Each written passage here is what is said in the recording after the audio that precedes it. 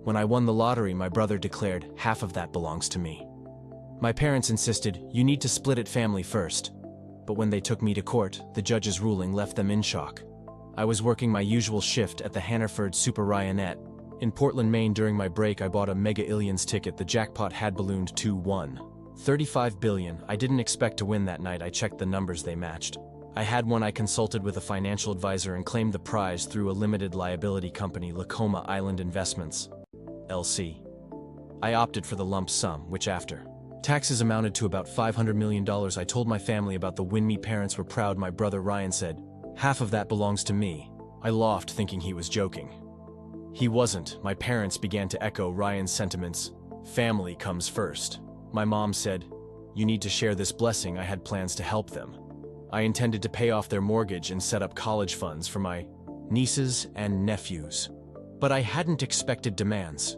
Ryan filed a lawsuit claiming I had promised to split the winnings my parents supported.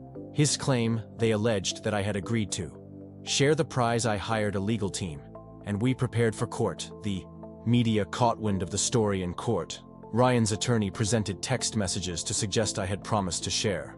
My parents testified. My attorney countered with evidence of my intentions to support my family, voluntarily presented financial plans, and testimonies from friends. After weeks of testimony, the judge delivered the verdict. There was no binding agreement to share the winnings. The court ruled in my favor. My family was stunned. Ryan stormed out of the courtroom. My parents sat in silence. I tried to mend fences. I reached out to my parents, offering to support them. They accepted the help, but remained distant. Ryan refused any contact. I moved to a quieter part of Maine. I invested in community projects and supported local charities. The experience taught me that money can change relationships. I still hope for reconciliation. You'd think after court, everything would quiet down.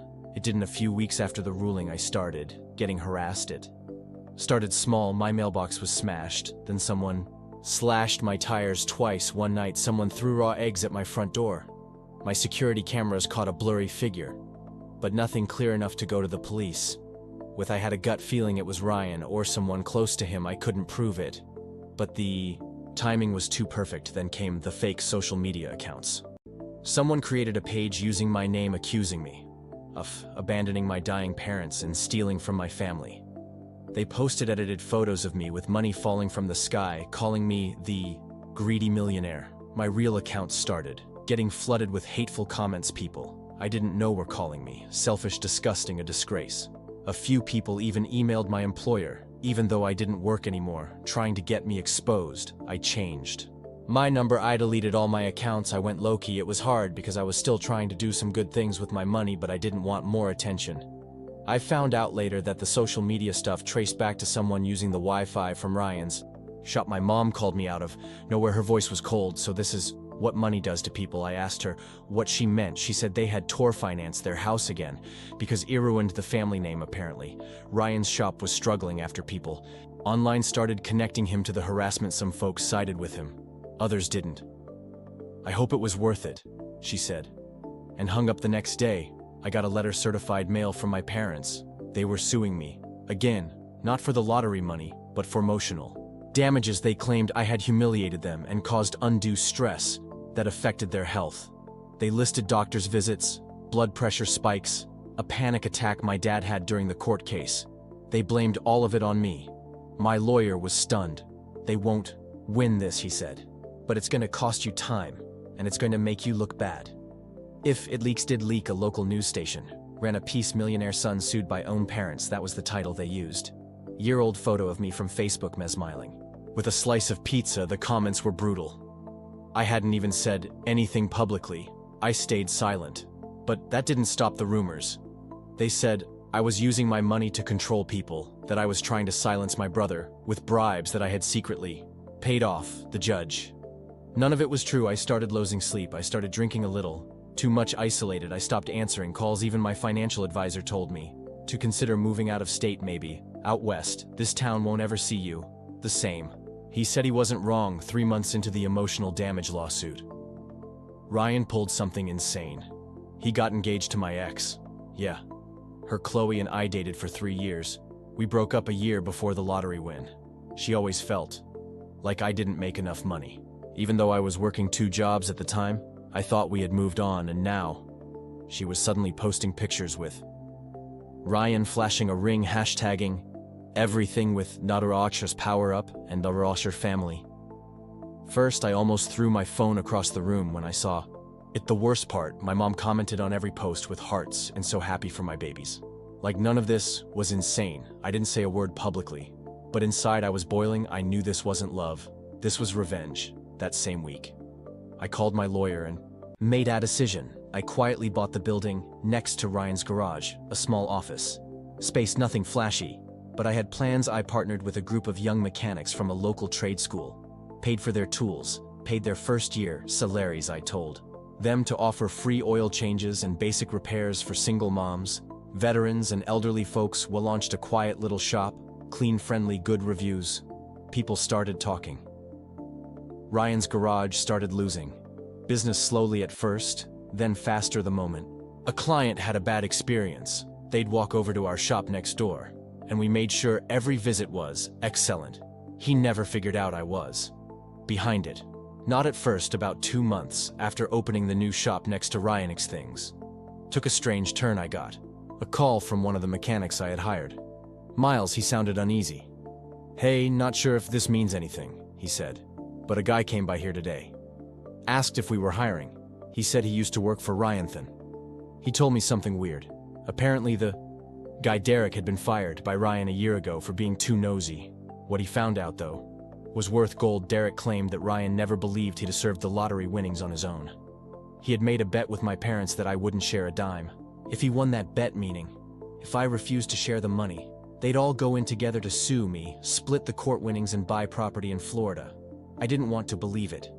But Derek had receipts, literally screenshots of texts, a picture of a notebook page showing rough plans, lawyer names, dollar amounts, bullet points titled, "How T.O. Pushed Public Sympathy." I had my lawyer go through it all. It was legit. They never actually thought I owed them anything. It was all a setup. They gambled with their own son's life. I didn't confront them right away. I sat with it. I let it eat at me. I read every message between Ryan and my mom, and some of them were so cold. It felt like a punch to the stomach. Ryan, he's a softie. He won't fight too hard. Mom, just play the sad brother. We'll say your shop was struggling and you were counting on him there. It was the truth I'd built. My life around this family I'd sacrificed for them, sent money home when I had nothing, missed vacations to fix their roof. Now I was just a target. I realized they never saw me as someone to support, just someone to use. I didn't go public. I didn't post the screenshots, not yet. Instead, I invited them all to dinner. I told them I wanted to make peace. Said I was tired of the bad blood and wanted to get the family back together. They agreed. We met at a steakhouse in Augusta. Everyone showed up. Mom, Dad, Ryan. Chloe, she came in wearing sunglasses indoors. Ryan had the smug look like he had. The smug look. Already won. Dinner was tense but quiet. Played it cool. Then I dropped the bomb. "I know about the bet," I said calmly, looking straight at Ryan. "Derek told me everything. The texts, the plan. I've seen the notebook." You could hear the fork drop. My mom froze. Ryan blinked fast, then started to speak, but I cut him off. "I don't need your apology. I just want you to know I'm not your victim, and I'm not stupid." Ryan leaned back, trying to laugh it off. "You can't prove anything." "Oh, I said I can, but don't worry. I'm not suing you. I'm not even pressing charges for the harassment. I'm just done, completely done." They tried to save face. Chloe muttered something about being caught in the middle. My dad just stared at his plate that night. I left without looking back. Didn't go to the press. I didn't publish the screenshots. I didn't need to, but I did make one final move. I anonymously donated $2 million to the trade school that my mechanics came from, started a scholarship in my grandfather's name, not my father's, also funded a legal aid clinic for low-income families to defend against unjust lawsuits. And then I moved not far, but far enough, bought a quiet house by a lake under a different LLC, took up photography, adopted a rescue doggy, started over, but I kept watching from a distance. Ryan's garage was on its last leg. Bad reviews, rumors, and the competition next door were too much. Within 6 months, it shut down. He and Chloe had a big public breakup. She apparently cleaned out his savings account and moved to California. My parents, their lawsuit for emotional damages was quietly dropped. No apology. No call, nothing. The silence was louder than anything they ever said to me. I'm still here, still living, still breathing, but I've learned that family can break your heart deeper than strangers ever could. And just when I thought things couldn't twist any further, I got a letter from a law firm. Apparently my grandmother, my dad's estranged mother, passed away. I barely knew her. She lived in a small town in Vermont and hadn't spoken to my dad in 20 years. She left their entire estate to me, not to my dad, not to Ryan. She had seen the news stories and she knew who I was and who they were. The estate wasn't huge, maybe a couple $100,000, a small house and a few acres of land, but then, that came with the will said. Everything I watched quietly. You stood alone with dignity that's worth more than gold. Carry on. And just like that, the story wasn't over. It was about to turn again. I took a trip to Vermont. I didn't need the money, that wasn't why I went. I needed closure. I wanted to stand in the house of the only person in my family who still believed in me even. From afar, the place was quiet. Dusty, full of old memories that weren't mine. But there were photos. A few of my dad when he was young, one of me surprisingly as a toddler, probably mailed to her decades. Ego, she had kept it all this time.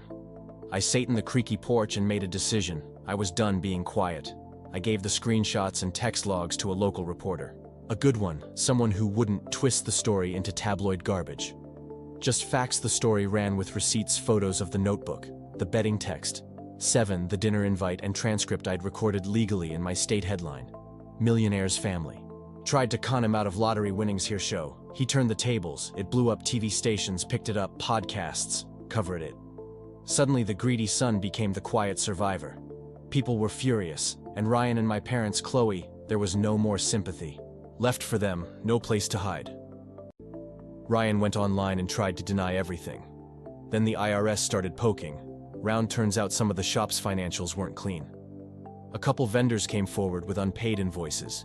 He got hit with audits, fines, and investigations. He tried to crowdsource money but barely raised a few $100. He filed for bankruptcy. My parents, they were shamed in their community, their church turned cold, their friends stopped calling. They tried to play the "we were misled" card. But it was too late. The damage was done. Chloe vanished again. Last I heard, she was working part-time in LA renting a guest room from someone she met online. She messaged me once saying she missed what we had. I didn't respond. I made a mistake too. I let their betrayal harden me. I cut out everyone, even people who'd never hurt me. I pushed away. Friends stayed inside, let anger fester. I started to become the kind of man I never wanted to be. Cold, paranoid, bitter. Took therapy. Real therapy. I found someone to talk to. I faced everything I'd buried. I admitted the truth.